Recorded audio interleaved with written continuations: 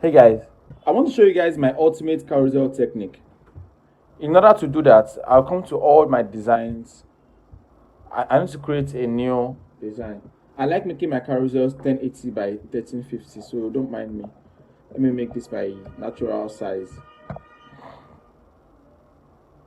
1080 by 1350. Then come to upload. So let's assume I want to make this image appear on 2 slides. All I need to do is expand this image. This image resolution is low, so I won't be using this. Let me use a better picture. Now that's the thing about carousels. You don't want to use a low resoluted image because you will be expanding the image. And once you expand the image and the image is not sharp enough, it will not make sense. So I am currently swiping now and looking for high resolution picture that I have uploaded to my Canva. I have used this Canva so much. I am looking for high resolution pictures right now.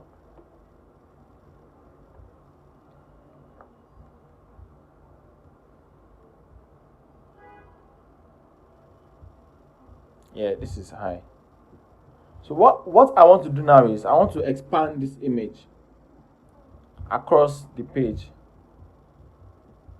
Then let me look at it from the edge. Now if you notice, because I want to use this image for 2 pages, I want it to be big enough for the 2 pages together. So you want to notice this middle here. This indicates the center. So this is telling you that more of the image is being used on the page 1. So by the time you move this to the page 2, it will not be enough. Let me show you. Let me add a new page. And then one more thing you want to notice when you're doing carousels is on Canva, when you make an image full screen and you click out, it becomes a background. So you cannot move the image anymore. So you don't want to leave the image, you don't want to make the image full screen and drop it into the background because you cannot move it anymore. You need the image itself. So let me delete this and start all over again. I will import the image. I will not make it a background.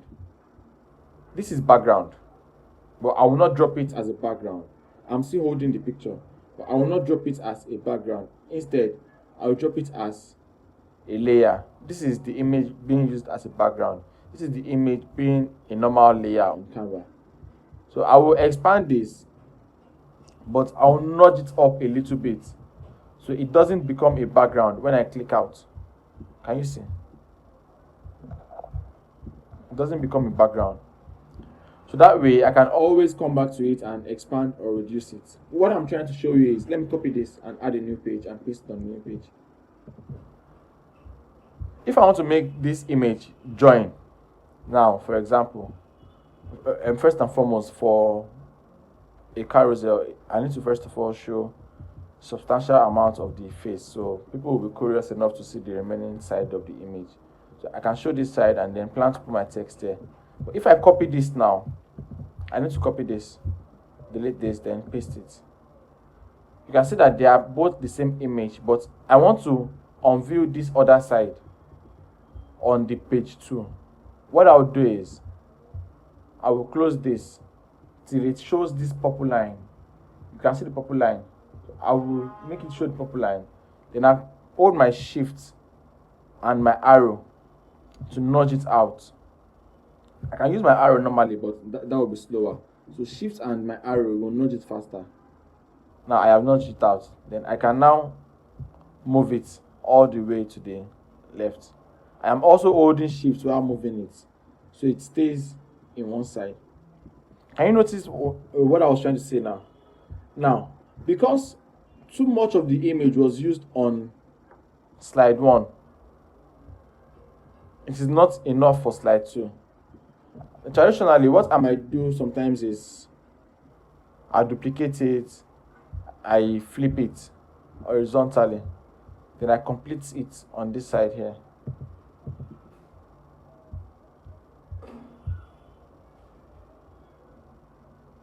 Do you see?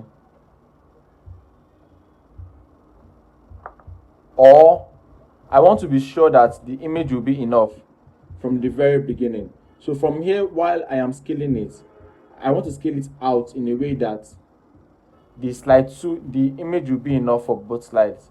But this approach sometimes will mean that you have to make your image too big and it is not going to work well. So you can use the flip, you can use this approach depending on which image you are using and how the positioning is going to be. Let's try this image, for example. Now this looks like an image that will give us room.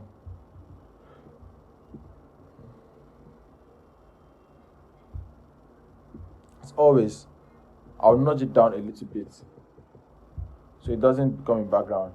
Then one other thing I want to do is I want to hold my command and then click it so I can change the color of the background to match the color of the image.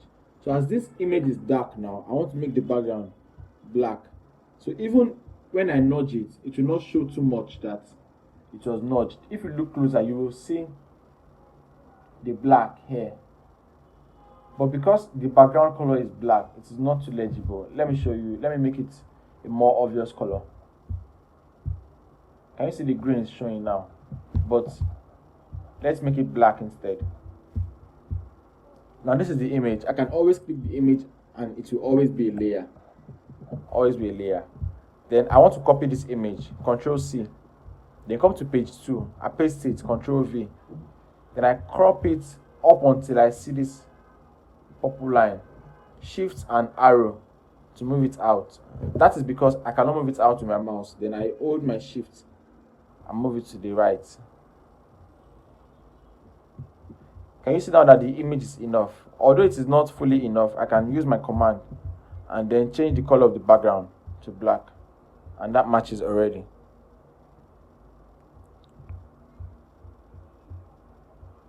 Put your text.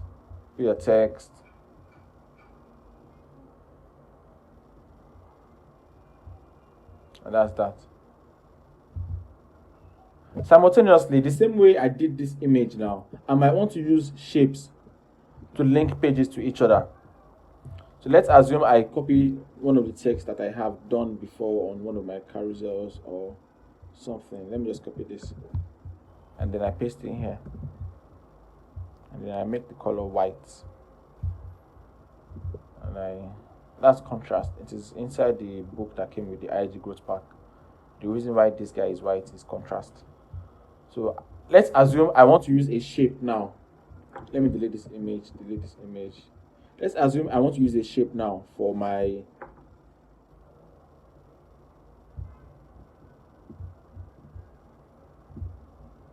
carousel to join page 1 to page 2.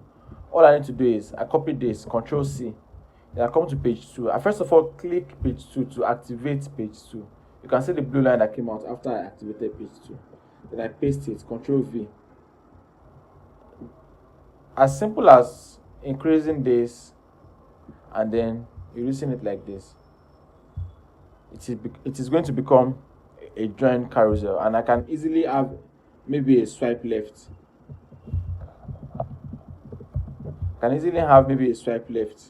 Right beside this text here.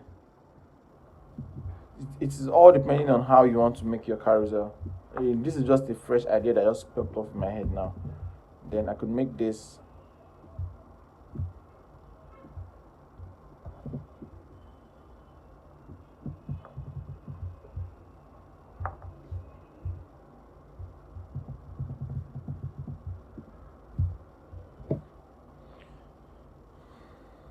alternatively, I might want to use a circle for that. This is circle here. Now, about circle, most of all these shapes, it is always ideal for you to balance it perfect to the center, because a circle is a perfect shape. You don't want to make your circle bent or make your carousel not properly joined. So it has to be balanced in the center, having this purple line showing with it, this guideline to show that it is in the center. Then you copy it. Let me delete this. Then you paste it here, Control V. So you click the purple, hold your shift, then move it all the way to the left. At the same time, remember that purple line, the guideline, it is showing right now. So I drop it when it is showing, and I leave my shift. You want to first of all drop the image before you leave your shift. Don't drop your shift before you drop the image. So you click the file, start dragging it. You can see it is not proportionate, and you hold your shift to put it aligned. So you first of all click the file, start dragging it, then you hold your shift. When it gets to this right side with this guideline showing, you first of all drop it before you now leave your shift. If you leave your shift before you drop it, it will move a little bit and you will not know that it have moved a little bit. So you want to hold your shift until you see the yellow, until you see the purple guideline, then you drop it before you now drop your shift. Can you see it joining together now? So joining carousels is as simple as that. It is just about how do you want to be creative with the platform. On Photoshop, for example, it is not as manual as this.